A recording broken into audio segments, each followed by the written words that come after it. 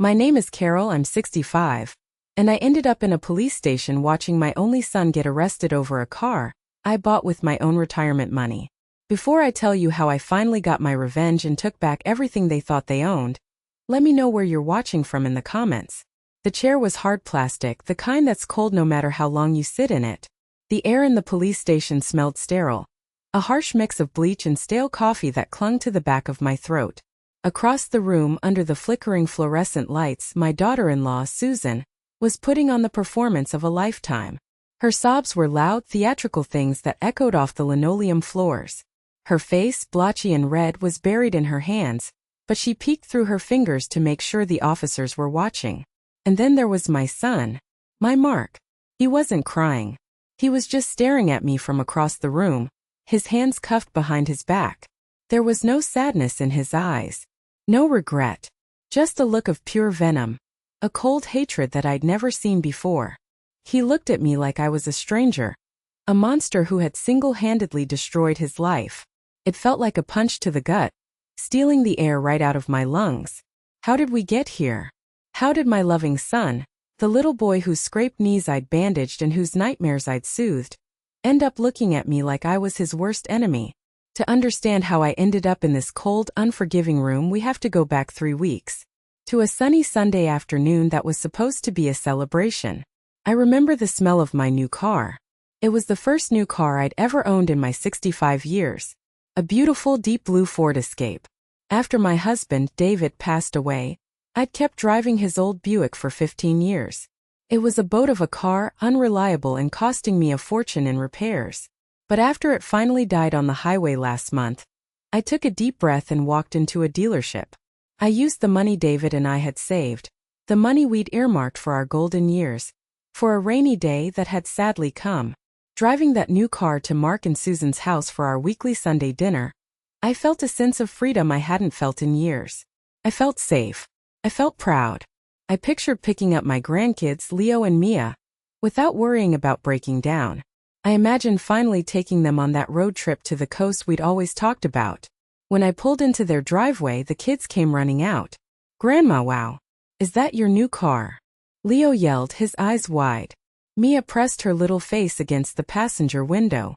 For a moment, everything was perfect. Mark came out and gave a low whistle. "Well, look at you, Mom." Finally retired the old rust bucket.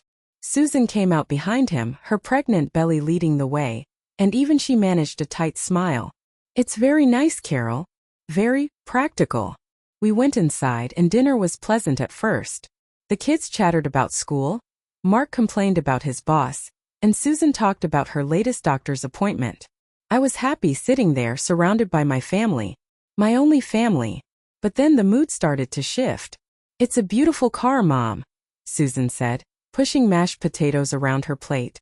"A little big, though. For just one person." I smiled a little confused. "Oh, it's perfect for the grandkids.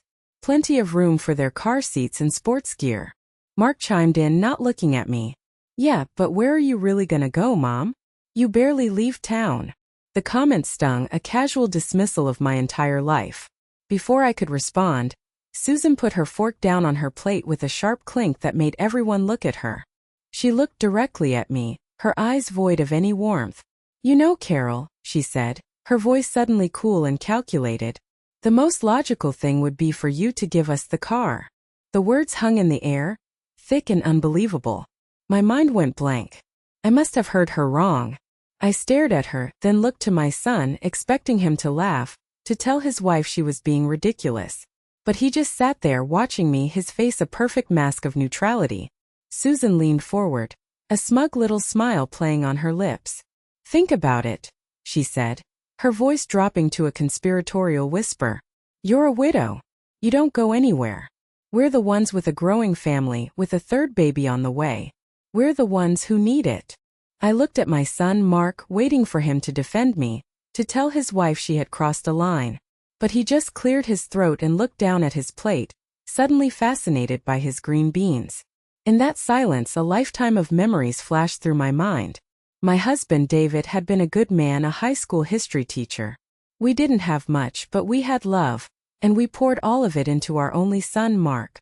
When David got sick, The medical bills piled up like snowdrifts in an Ohio winter. My teacher's salary was stretched thin, but we managed. After he passed, it was just me. I kept working at the elementary school, even past the age when most of my friends had retired. I did it for Mark. I helped him with the down payment on his first house. I co-signed for his first car loan. When he met Susan, I welcomed her with open arms, hoping she would be the daughter I never had. When their first child, Leo, was born, I was the one who bought the crib and the stroller. When Mia came along, I started a small college fund for each of them, putting aside a little bit each month from my modest pension. Over the years, their needs seemed to grow. It started small. Mom, can you spot us $100 until payday? Then it became bigger things. The property tax is due, and with my salary cut, we're a little short. Susan needs a new washing machine. The old one flooded the basement. I always said yes. How could I not? He was my son. They were my family. I'd dip into the savings David and I had worked our whole lives to build. The nest egg that was supposed to be for my own old age, for emergencies. I told myself that this was an emergency. And through it all there was the car. My 15-year-old Buick LeSabre. It had been David's pride and joy, but now it was just old. The paint was peeling, there was a permanent dent in the passenger door from a runaway shopping cart, and the air conditioning only worked when it felt like it. It became a running joke in the family. Whenever I pulled up to their house, the car would make a groaning sound as I put it in park. Mark would come out shaking his head. Mom, seriously, when are you gonna take that thing to the junkyard where it belongs? Susan would laugh, a high tinkling sound that always felt a little sharp around the edges. Carol, it's an embarrassment. What if one of my friends from the book club sees you in that? I would just smile and say, it still gets me from A to B. I never told them the truth. I never said, I can't afford a new car because I just paid your electric bill. Or, my car payment money went to buying Leo's new soccer cleats. I just absorbed the little digs, the casual disrespect, because I didn't want them to feel guilty. I didn't want to be a burden. I thought that by giving them everything, I was showing them how much I loved them. I see now how naive that was. My sacrifices weren't seen as love. They were seen as an obligation. My financial support wasn't a gift. It was an expectation. Every check I wrote, every bill I paid, it didn't build gratitude. It built entitlement. They didn't see me, Carol, their mother, who had given up so much. They saw a resource. A bank that never closed. And my old beat-up Buick? It wasn't just a car to them. It was a symbol of my status in their lives. I was the dependable, slightly embarrassing old lady who would always be there to bail them out. I was useful, but not someone to be taken seriously. Not someone who might have dreams or desires of her own. I was the person who drove the old car so they could have new things. And in their minds, that was the proper order of the universe. They had no idea that I was about to disrupt that order in a way they could never have imagined. And they were not going to be happy about it. The end of the Buick came on a Tuesday afternoon. I was on the interstate, heading home from my weekly volunteer shift at the library, when I heard a loud bang like a firecracker going off under the hood. Then came a horrible grinding noise, the sound of metal eating metal. A plume of black smoke billowed out from under the hood, and the car just died. I managed to coast to the shoulder, my heart hammering against my ribs as cars whizzed past me at 70 miles an hour. The tow truck driver was a kind young man who looked at the engine and just shook his head. Ma'am, he said gently, I think she's finally given up the ghost. My mechanic confirmed it the next day. The engine had seized. The cost to fix it would be more than the car was worth twice over. It's time to let her go, Carol, he said, putting a sympathetic hand on my shoulder. For a few days I felt stranded. I relied on neighbors for grocery runs and canceled my appointments. The feeling of losing my independence was terrifying. It was a stark reminder of what my future could be. Stuck at home, dependent on the whims of others. Dependent on Mark and Susan. The thought sent a chill down my spine. That's when I made the decision.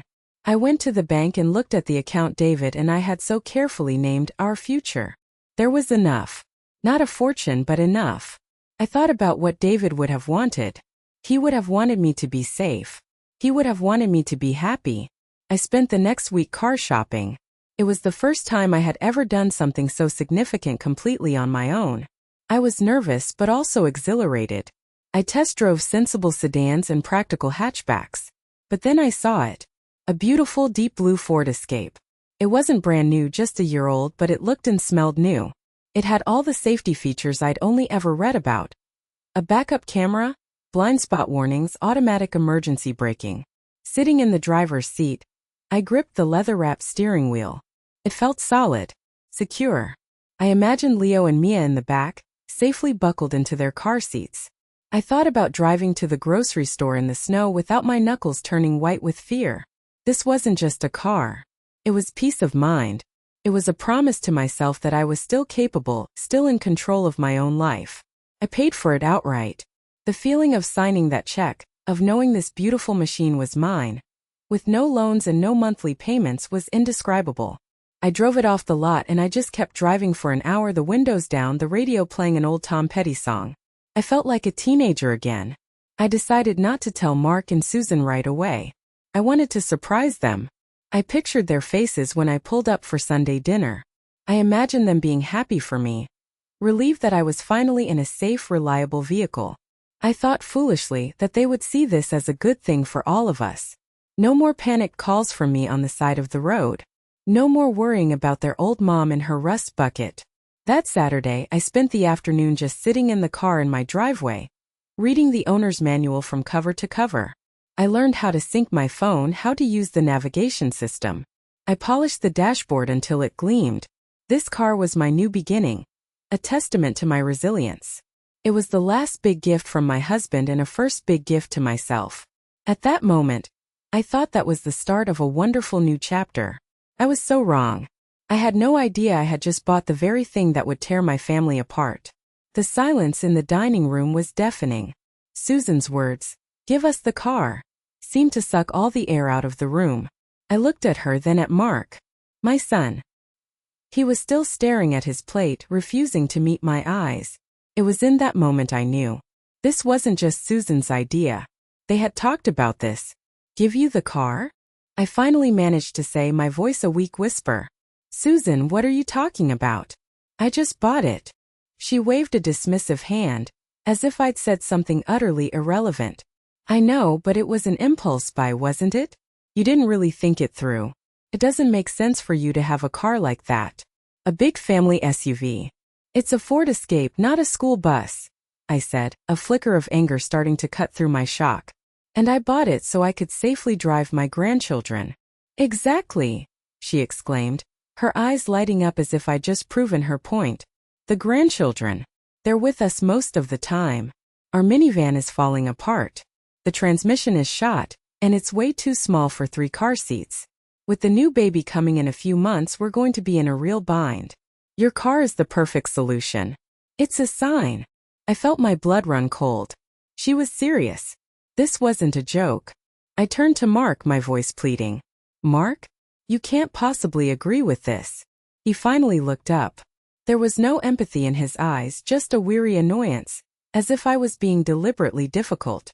"Mom, just think about it logically," he said, his tone infuriatingly calm. "It makes sense. You get our minivan, it still runs mostly, and we take the new car. You don't need it like we do. How often do you even drive on the highway?" A hot flash of rage crawled up my neck. I need it to feel safe. I need it to not be stranded on the side of the road. I need it because I worked my entire life, and I used my and your father's savings to buy something for myself for once. My voice was shaking, but I didn't care. The kids, Leo and Mia, were looking back and forth between us, their eyes wide with confusion. Leo had his fork frozen halfway to his mouth. Susan scoffed. "Oh, please, Carol. Don't be so dramatic. It's not like you're going on cross-country road trips. You go to the library and the grocery store. A beat-up minivan is perfectly fine for that. This is about family. It's about what's best for the children, for your new grandchild." She placed a hand protectively on her stomach, a move designed to make me look like a monster for refusing a pregnant woman. How am I being selfish for wanting to keep the car I just bought with my own money? I asked, my voice rising. "Because you're putting a piece of metal before your own family." Mark shot back, his voice finally showing some emotion, anger. "Susan is pregnant. She shouldn't be stressed out driving a death trap. What if something happened to her and the baby? Would you be able to live with yourself? The emotional blackmail was so blatant, so shameless, it took my breath away. They were using my unborn grandchild as a weapon against me. They were twisting my love for my family into a tool for their own greed. I pushed my chair back from the table and stood up. My hands were trembling. I can't believe you, I said, my voice low and dangerous. Both of you. I looked at the faces of my son and daughter-in-law. There was no shame, no remorse. There was only greed and a shocking, profound sense of entitlement. They genuinely believed they had a right to my property, to my savings, to my life. They believed that my needs and wants were secondary to theirs, simply because I was older, because I was alone. The answer is no, I said, my voice clear and firm, cutting through the tension in the room. I am not giving you my car. I grabbed my purse from the counter and walked towards the door, not looking back. I could feel their eyes on me, could feel their indignation radiating across the room. As I reached for the doorknob, I heard Mark's voice, cold and final. You're making a huge mistake, Mom. A terrible mistake. I walked out into the cool evening air, got into my beautiful new car and drove away, the tears finally blurring my vision. I didn't know it then, but he was right. I had made a mistake. My mistake was thinking this conversation was over. In reality, the war had just begun. The first phone call came before I had even unlocked my front door. It was Mark. I let it go to voicemail. Then my phone buzzed again. A text message. Mom, you're overreacting. Come back and let's talk about this like adults. Like adults. As if an adult conversation involved demanding someone hand over their brand new car. I dropped my keys on the kitchen counter and sank into a chair, my body feeling heavy and old. The phone buzzed again. This time it was Susan. I ignored it. Then Mark again. For the next 2 hours my phone was a relentless assault. Calls and texts one after another. When I didn't pick up, the messages started. From Mark. You're hurting your pregnant sister. Think about what's best for the family. From Susan. I can't believe how cruel you're being to me when I'm carrying your grandchild. From Mark. Dad would be so disappointed in you right now. That last one felt like a physical blow. Bringing my dead husband into this. It was a new level of cruelty. I finally turned my phone off, the silence in my apartment feeling both like a relief and a profound loneliness. The next morning, I turned it back on to a flood of new messages. They had been at it all night. They were relentless. For 2 solid weeks it was my new reality. Every day brought a fresh wave of guilt trips, manipulations, and passive-aggressive attacks. They twisted my words, accused me of being a terrible mother, and an even worse grandmother. They said I was selfish, heartless, and that I cared more about a car than the safety of my own family. I held my ground. I didn't respond to a single message. I deleted the voicemails without listening. I knew that any engagement would be seen as a sign of weakness, an opening they would exploit. I just had to wait for them to get tired and give up. But they didn't give up. They escalated. About a week into the siege, I was out in my front yard, watering my hydrangeas, when my next-door neighbor, Mrs. Gable, wandered over. She's a sweet woman but a notorious gossip.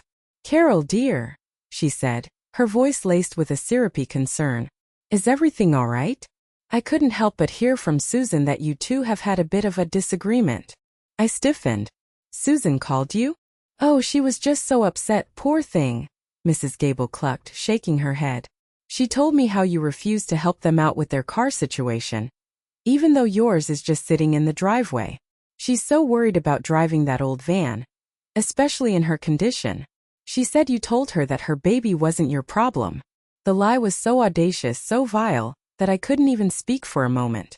They weren't just harassing me privately anymore. They were poisoning my relationships, painting me as a villain to my friends and neighbors.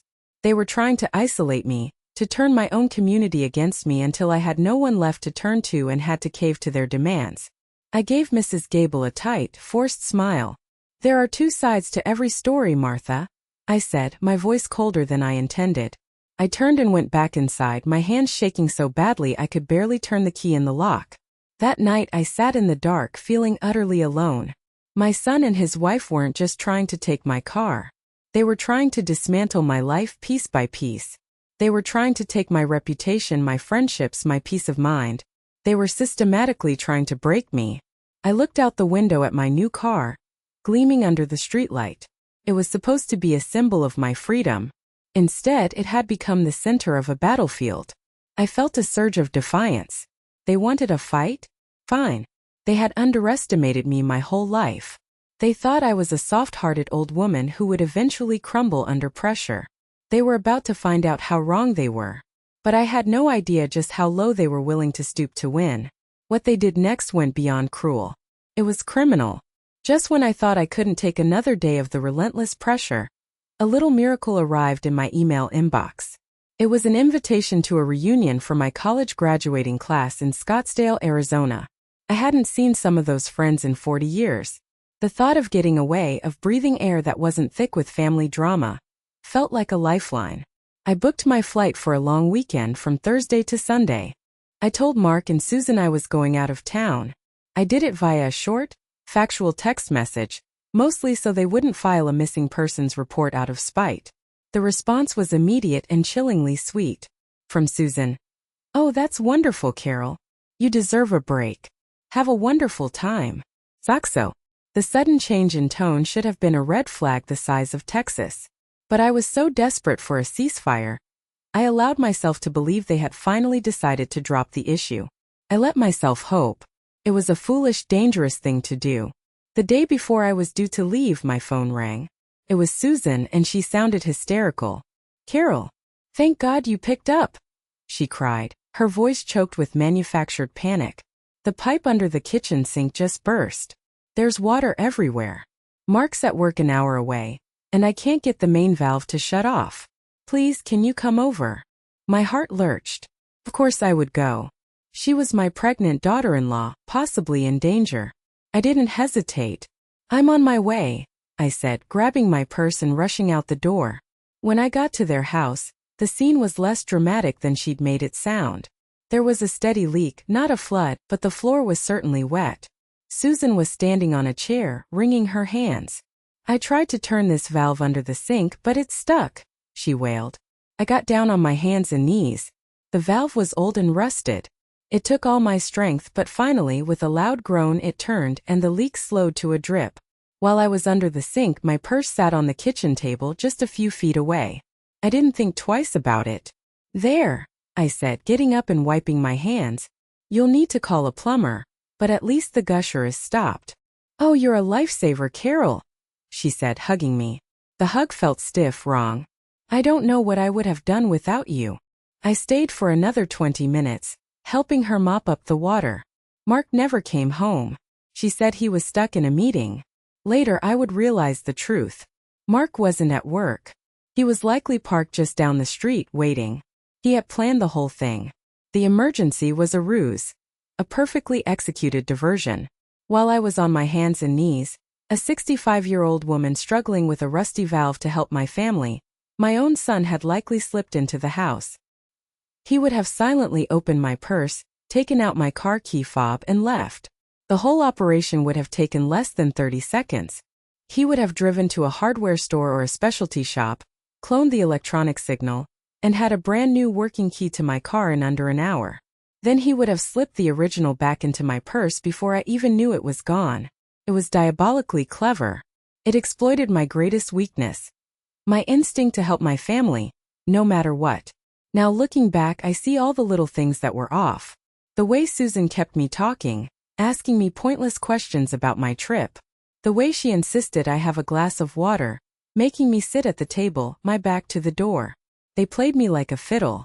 If you're watching this and you've ever had that feeling, that little voice in your head telling you something is wrong but you ignore it because you want to believe the best of people you love, please keep listening.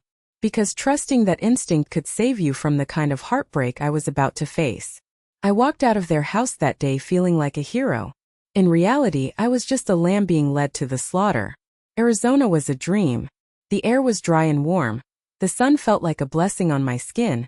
And the sky was a shade of blue I'd only ever seen in paintings. For 3 days, I wasn't Carol the widow, Carol the doormat, or Carol the selfish mother. I was just Carol. I laughed with friends I hadn't seen since we were young women with our whole lives ahead of us. We reminisced about old professors, silly dorm room antics, and the dreams we once had. It was healing. It was a glimpse of a life free from the suffocating weight of my family's expectations. For the first time in weeks, I didn't think about the car. I didn't think about Mark or Susan. I felt light. The flight home on Sunday night was peaceful. I watched the city lights appear like scattered diamonds as we descended into Ohio. I felt refreshed, recharged. I thought that maybe the time apart had been good for all of us. Maybe they had cooled down and realized how ridiculous they had been. Maybe we could find a way to move forward. The hope was fragile, but it was there. I landed around 10 p.m. and caught a taxi back to my apartment complex. As the cab turned into the parking lot, I instinctively looked towards my assigned spot. It was empty. My first thought was simple confusion. Can you just drive around the lot once? I asked the driver, my voice sounding a little too high. I must have forgotten where I parked. He obliged, driving slowly up one aisle and down the next. The parking lot wasn't that big.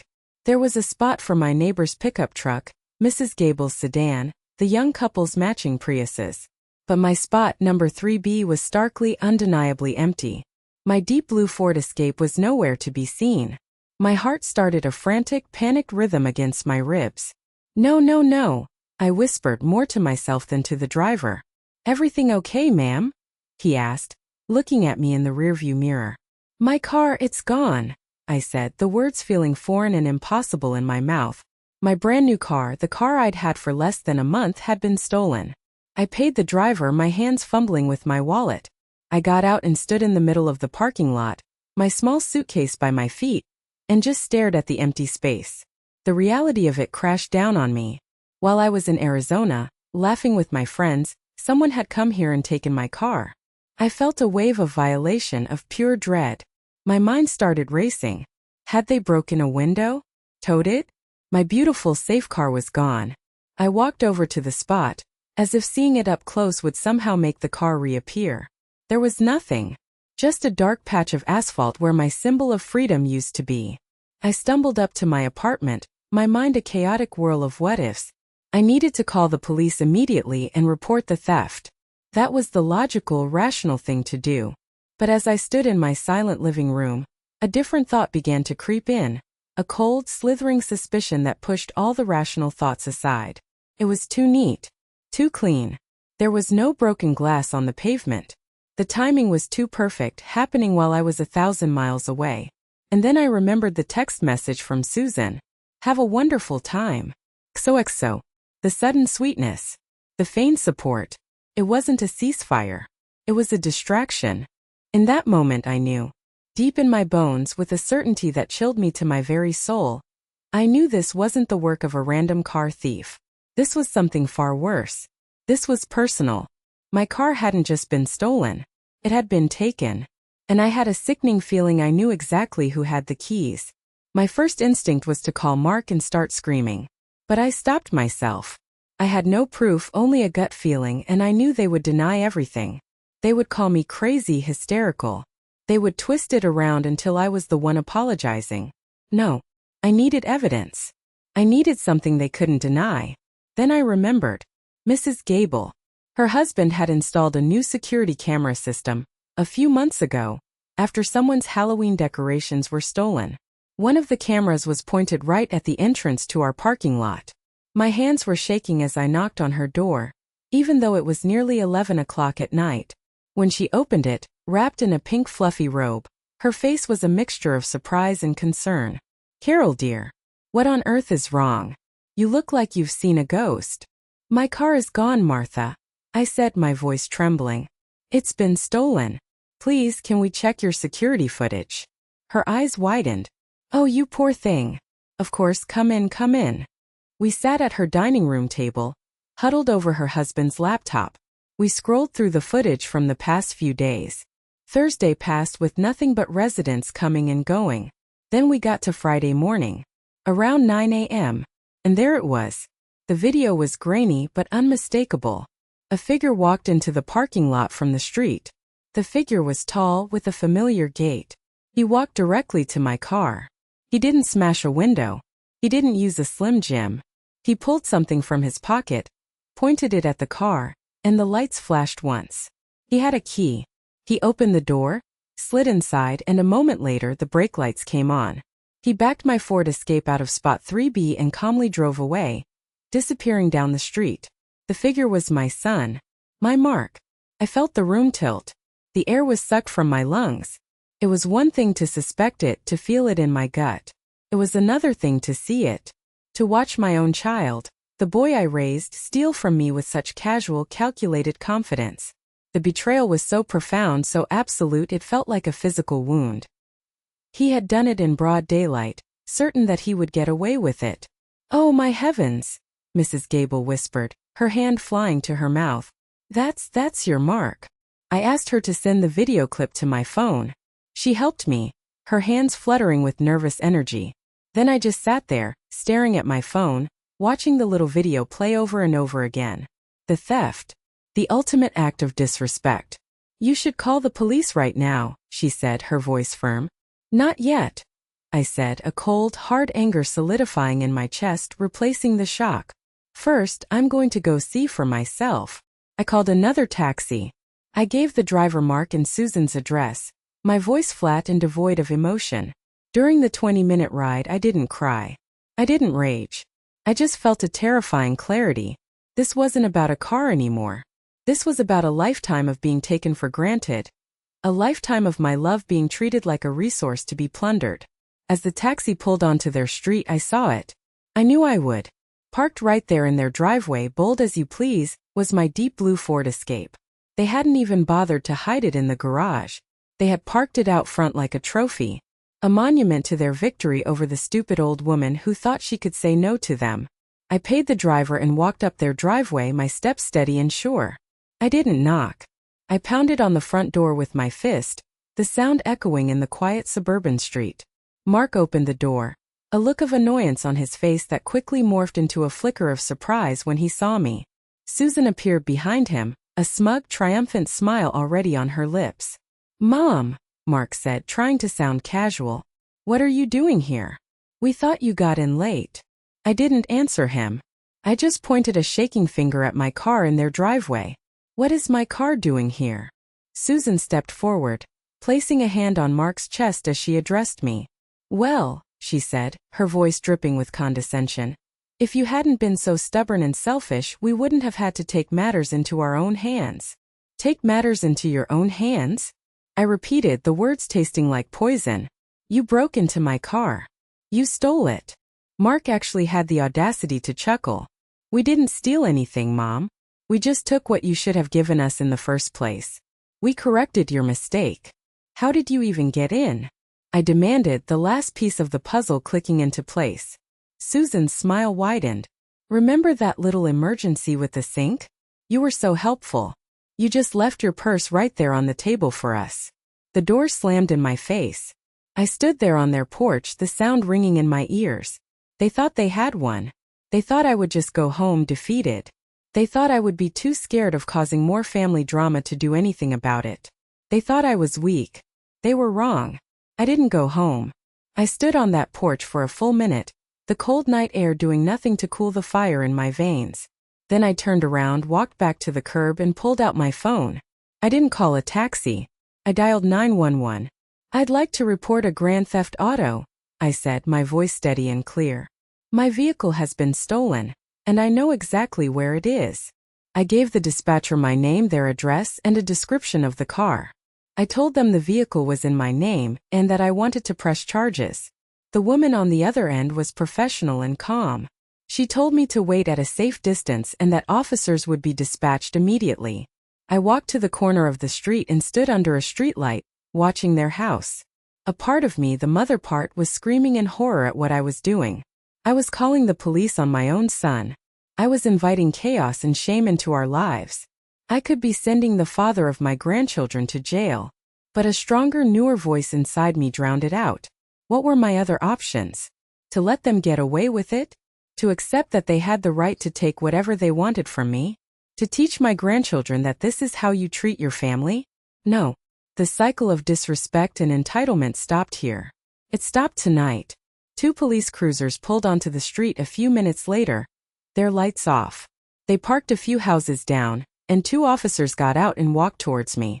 I explained the situation again, this time showing them the registration and insurance papers I had on my phone, and most importantly, the security camera footage of Mark stealing the car. One of the officers watched the clip, his expression grim. "Okay, ma'am," he said, handing the phone back to me. "We'll go retrieve your property." I watched as they walked up the same driveway I had just stood in. This time, when they pounded on the door, it was with the authority of the law. The door opened, and I could see the shock on Mark's and Susan's faces. The smugness was gone, replaced by disbelief and then panic.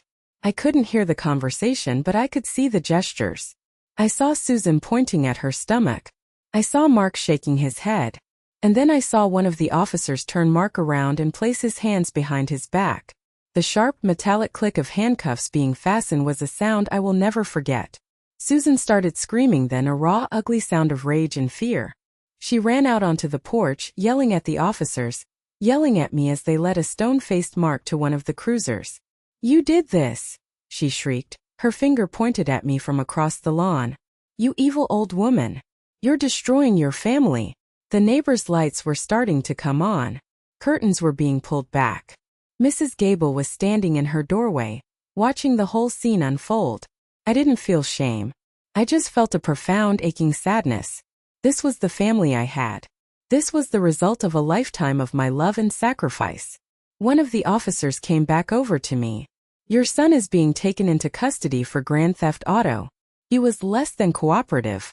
Your daughter-in-law is being detained for obstruction. We'll need you to come down to the station to give a formal statement and to retrieve your vehicle." "I'll be right there," I said. He nodded and walked back to his car. I watched the red and blue lights finally flash to life, washing the quiet suburban street in a chaotic, pulsing glow. I watched the car carrying my son pull away. As I got into a taxi to follow them to the station, I felt a strange sense of calm settle over me. I had crossed a line I never thought I would cross. There was no going back from this. The family I had known was gone forever. But as I sat in the back of that cab, driving towards a confrontation I knew would be brutal, I didn't feel regret. I felt like for the first time in a very long time I was finally taking back control. This wasn't just about getting my car back. This was about getting my life back. And that's how I ended up on that cold, plastic chair at the police station. The chaos I had seen on their front lawn had simply moved indoors. Susan, after being questioned, was released without charges but told to stay. She had collapsed into a chair, her wails echoing through the precinct. Mark was in an interrogation room and my statement along with the video evidence was being processed. After what felt like an eternity, a detective with a tired face and kind eyes came over to me. "Detective Miller." "Mrs. Peterson," he said, sitting down next to me. "We have your statement, and the evidence is clear. Your son is admitting to taking the vehicle, though he's claiming you promised it to him. Your daughter-in-law is corroborating his story. It will be his word against yours, but frankly, your video evidence is pretty compelling. It's up to you if you want to press forward with the charges." Before I could answer, the door to the interrogation room opened, and they led Mark out. He saw me, and that's when he gave me that look of pure venom. That's when Susan started screaming that I had destroyed her family. They were a united front of delusion. In their minds, they were the victims. I was the villain, the cruel matriarch who had called the police on her own flesh and blood over a simple misunderstanding. They truly believed their own lies. Detective Miller stood between us. "Okay, that's enough," he said, his voice firm. He looked at me. "Ma'am, it's your call. Do you want the district attorney to proceed?" I looked at my son, his face a mask of defiant rage. I looked at my daughter-in-law, her face a mess of performative tears. I saw their future flash before my eyes. A court case, lawyers, a potential criminal record for Mark, the father of my grandchildren. I saw the endless drama, the public shame, the family being torn apart in the ugliest way possible. And I knew that's what they were counting on. They were betting that I, the mother, would not be able to go through with it. They were betting on my love for my family to be my ultimate weakness. And in that moment I decided they were right. I couldn't do it. But not for the reasons they thought. I stood up and faced them, my voice surprisingly steady. "I will drop the charges." A look of triumphant relief washed over Susan's face. Mark's expression didn't change. He had expected this. He had won. "On one condition," I continued, my voice ringing with newfound authority. The detective, Mark, and Susan all looked at me. I turned to Detective Miller. I want a legally binding agreement drawn up by a lawyer, a permanent restraining order, a no-contact agreement. I will drop all criminal charges if Mark and Susan Peterson sign a document stating they will never again come within 500 feet of me, my home, or my property. They will never call, text, email, or contact me through any third party. For the rest of their lives, we will be legal strangers. The silence that followed was absolute. Susan's jaw dropped. Mark's eyes widened in genuine shock for the first time all night. This was not in their script. You can't be serious, Mark finally stammered. Oh, I have never been more serious in my life, I said, looking him dead in the eye. You think this is just about a car? You think I'm just being dramatic? No. This is about the fact that you stole from me. You conspired against me. You lied to me and you lied about me. You have shown me exactly who you are. And I believe you.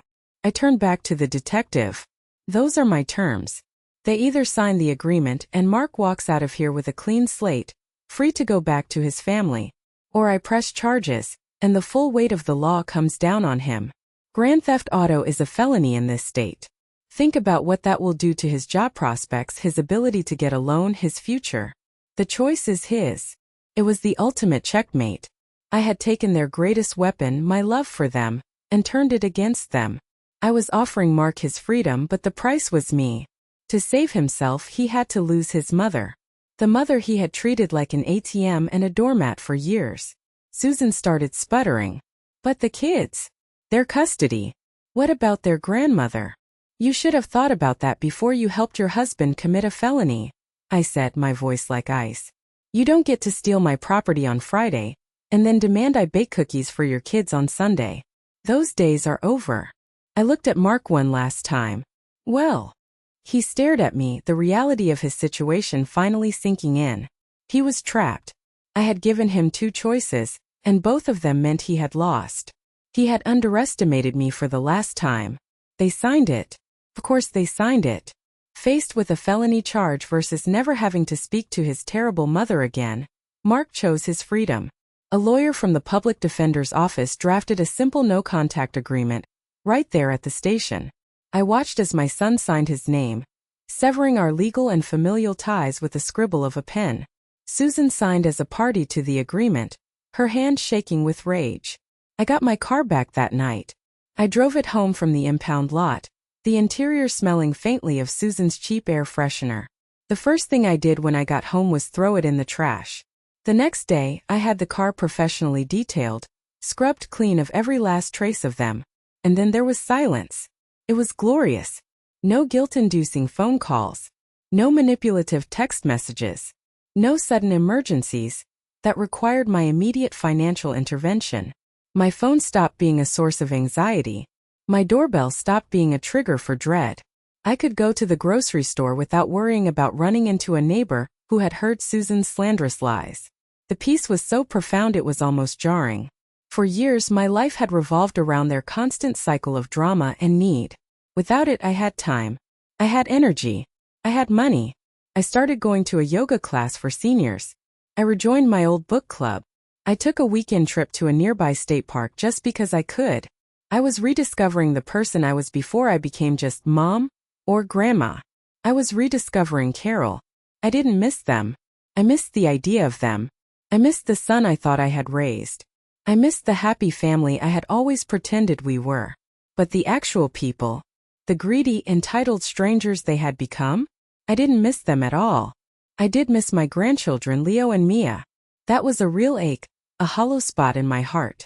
But I knew that a relationship with them was impossible without a relationship with their parents, and that was a price I was no longer willing to pay. They had made their choice. This was the consequence. About a month after the incident at the police station, an envelope arrived in the mail. It was a standard white envelope with no return address, but I recognized Mark's handwriting immediately. My heart gave a little flutter of something. Hope? Curiosity? I told myself it didn't matter, but I opened it anyway. It was a 2-page letter, handwritten on notebook paper. It did not begin with "Dear Mom." It did not contain the words, "I'm sorry." It was a long, rambling tirade of self-pity and blame. It was a masterpiece of narcissistic delusion. He wrote about how hard his life was, how the pressure of providing for his family was crushing him. He wrote about his dead-end job and his demanding wife. And then he started on me. He blamed me for his financial problems. If you had just given us a bigger portion of Dad's inheritance instead of keeping most of it for yourself, we wouldn't be in this position, he wrote. David's inheritance had been a modest life insurance policy that had barely covered his final medical bills and funeral costs, a fact Mark knew very well. He blamed me for his sense of entitlement. You always just gave me things, so how was I supposed to learn to stand on my own 2 feet? You made me this way. He even blamed me for the theft itself. I wouldn't have had to take the car if you hadn't been so selfish and unreasonable. A good mother would have wanted to help her son, to make sure her grandchildren were safe. You forced my hand. I read the letter twice, my initial shock giving way to a cold, liberating clarity. There was no remorse, no understanding of what he had done wrong. He genuinely saw himself as the victim of my selfishness. In his twisted reality, I owed him my car, my money, my life, and my refusal to give it to him was the true crime. I didn't cry. I didn't get angry. I just folded the letter, walked into the kitchen, and held it over the sink. I lit a match and watched as my son's words curled into black ash. It was the best thing he had ever given me. The final undeniable proof that I had done the right thing. He was a lost cause. And by cutting him off, I hadn't lost a son. I had saved myself. The next few months passed in quiet contentment. I settled into my new peaceful routine. I even started dating a little, a very kind gentleman from my yoga class, also a widower. We would go for walks, see movies, and talk for hours. It was a gentle, unexpected joy.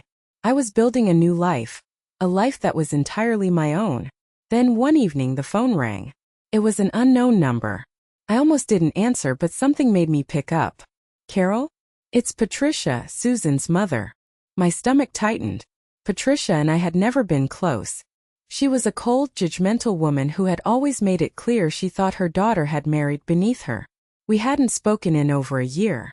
What do you want, Patricia? I asked, my voice polite but firm. I'm calling to let you know that you have a new granddaughter, she said, her voice dripping with artificial sweetness. She was born yesterday. Her name is Lily. Okay, I said flatly. There was a pause. She had expected gushing tears, a plea for details. Well? Don't you want to know how much she weighed? Don't you want to see pictures? No, I said simply. That's not my world anymore. I wish them well, but that's all. I could practically hear her sputtering on the other end of the line. How can you be so cold? This is your own flesh and blood. Susan is devastated. She thought that maybe, now that the baby is here, you could find it in your heart to forgive and forget. To let bygones be bygones. Forgive and forget. The words of people who have done the unforgivable and want you to erase their crimes. A hot, clean anger, an emotion I was now very familiar with, rose in me. Let me be very clear, Patricia, I said, my voice low and steady. This was never about a car. Your daughter and my son didn't just have a disagreement with me. They systematically harassed me, they lied about me to my neighbors, they set a trap for me, they trespassed in my home to steal my property, and then they had the audacity to park that stolen property in their driveway like a trophy. They treated me like I was nothing more than an obstacle to what they wanted. But they're your family, she insisted. No, I said, the truth of the word settling into my bones. They stopped being my family the day they decided my self-respect was an acceptable price to pay for their convenience. You don't get to burn down someone's house and then demand they invite you over for dinner.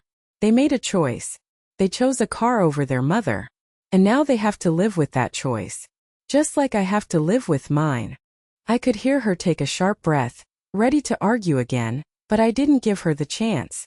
Goodbye, Patricia, I said, and I hung up the phone.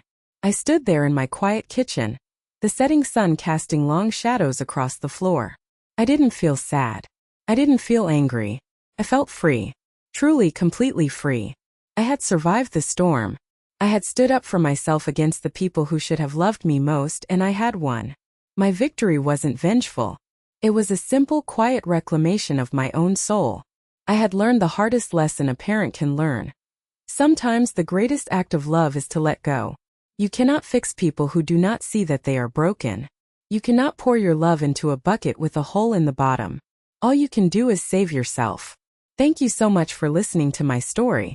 It wasn't easy to share, but I felt it was important. For any of you out there who have ever felt taken for granted, disrespected, or betrayed by the people who were supposed to protect you, I want you to know something. You are not alone. And your worth is not determined by how much you can give to others. It's okay to say no. It's okay to draw a line. It's okay to choose your own peace. If my story resonated with you, please share your own experiences in the comments below. Let's create a community where we can support each other. And if you'd like to hear more stories like this, please consider liking this video and subscribing to the channel. You are stronger than you think.